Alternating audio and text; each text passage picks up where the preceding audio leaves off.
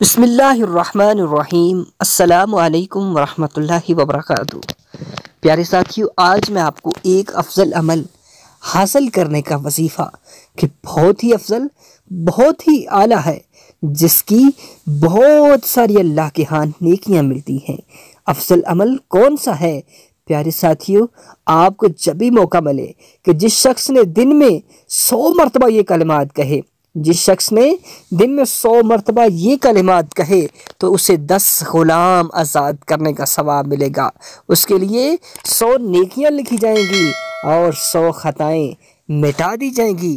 شام تک شیطان سے محفوظ رہے گا اور قیامت کے دن اس سے افضل عمل لے کر کوئی نہیں آئے گا، لیکن وہ شخص جس نے یہ کلمات زیادہ مرتبہ کہے ہوں گے۔ بخاری شریف کی حدیث مبارکہ کہ وہ کون سے الفاظ ہیں، وہ الفاظ سماعت کیجئے۔